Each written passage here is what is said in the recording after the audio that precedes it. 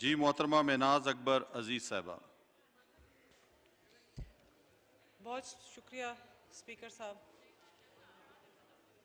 बहुत लम्हा फ़िक्रिया है स्पीकर साहब 50% पाकिस्तानी आबादी के लिए जो कि ख़वातीन हैं। बहुत बड़ा संगीन मसला है कि एक मोटरवे पे ये हादसा हो जाता है। ये पूरा पाकिस्तान हिल के रह गया है स्पीकर साहब। ना सिर्फ ख़वातीन बल्कि बाकी पॉपुलेशन भी हिल के रह गई है कि ये हो क्या रहा है। और मैं इस ऐवान की बहुत शुक्रगुजार हूँ कि हमें बात करने का मौका दिया जा रहा है, आवाज़ उठाने का मौका दिया जा रहा है इस ऐवान में। सर, ये मसला ख़वातीन का है और रेप के इंसिडेंसेस बढ़ते चले जा रहे हैं। पाकिस्तान में आप पिछले 2-3 साल में देखें तो हर फॉर्म में रेप बढ़ता चला जा रहा है। ये इंसिडेंट जो हुआ ये तो निहायत संगीन है, मगर इसके अलावा 2 साल के बच्चे से लेके 80 साल की औरत तक को नहीं छोड़ते। तो इसमें करना क्या है सर? हमें कहा जाता है कि 1 घंटे में 1 रेप हो रहा है पाकिस्तान में।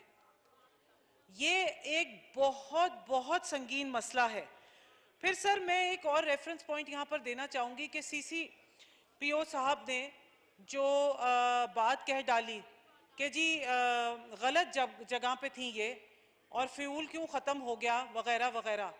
तो मैं ये उस उनकी बात की बेशक उन्होंने माजरत कर ली है, मगर मैं उस बात की नदमत करना चाहती हूँ कि उन्होंने ये एक लाइसेंस दे दिया, इतने बड़े रुतबे पे बैठ के, इतने बड़े सूबे में होके उन्होंने ये एक लाइसेंस दे दिया कि ये कोई भी उठ के कह सकता है कि जी आप तो गलत जगह पे हैं, आपके साथ तो ये वाकया होना चाहिए था। ये फिर आपने पूरे 50% आबादी को जेपडी में डाल दिया है। ये बिल्कुल इसके ऊपर ऐसी बात नहीं होनी चाहिए। तीसरी बात मैं आपको कहना चाहती हूँ कि सर ये क्या माहौल पैदा हो गया है पाकिस्तान में कि आपने रेप को लेजिटिमाइज कर दिया है। रेप के ऊपर तो मुझे आप एक बात बताइए कि पिछले 2 साल में ये जो सारे बच्चों के रेप होते हैं इन पे पेनल्टी क्या हुई है? क्या पेनल्टी हुई है? एक केस को मैंने खुद देखा, याऊस के केस को, जिसको 100 मरतबा एक मुफ्ती ने रेप किया, DNA भी मैच हो गया। क्या उसकी पेनल्टी हुई सर? कुछ भी नहीं। और ये एक तो हुकूमत को मुद्दई बनना चाहिए और दूसरी बात यह कि इस माहौल को कैसे खत्म किया जाए। ये पॉलिटिकल इशू नहीं है, ये एक माशरे का इशू है, ये पाकिस्तान का इशू है, ये पाकिस्तान की खवातीन का नहीं, पाकिस्तान की फाउंडेशनल सैंक्टिटी का इशू है। यहाँ कोई बच्चा नहीं बचा हुआ, कोई बच्ची नहीं बची हुई। CCPO साहब को मैं कहना चाहती हूँ कि वो बच्ची जो बिस्किट लेने के लिए गई थी, क्या वो भी गलत जगह पे थी? याऊस जब एक लड़का होने के नाते 12 साल का, जब वो जाके एक मदरसे में पढ़ा था, वो भी गलत जगह पे था।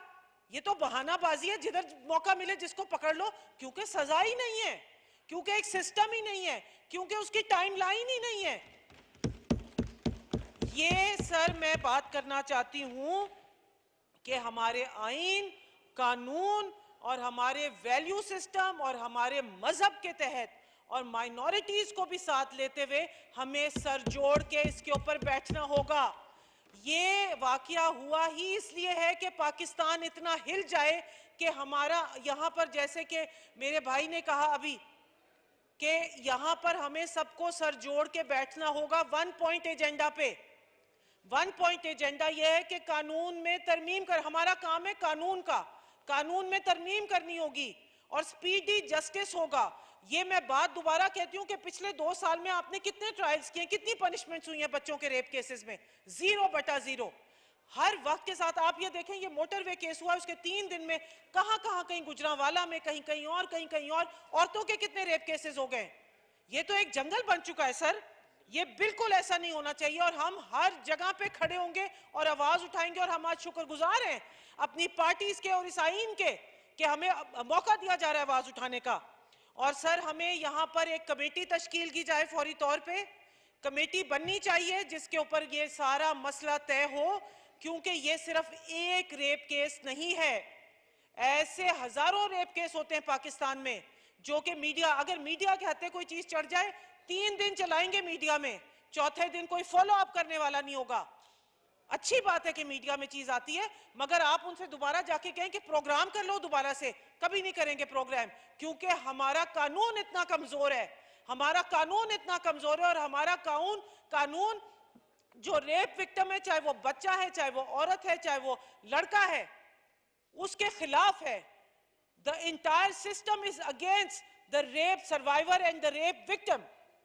आप मुझे बताइए, फरिश्ते को मार दिया, कितने बच्चों को मार दिया, जला दिया, बुलडोज कर दिया, कहां है कहां है कानून, कहां है सिस्टम?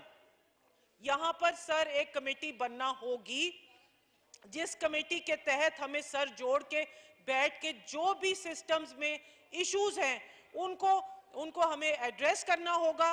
और आखिरी बात मैं ये करती हूं सर, 50% आबादी हमारी खवातीन की है, और ये बातें करके हमें पीछे ना धकेला जाए कि जी ये गलत जगह पे थी, ये रात को वहां क्यों थी, इसका दुपट्टा ढलका हुआ था, इसके सर पे दुपट्टा नहीं था।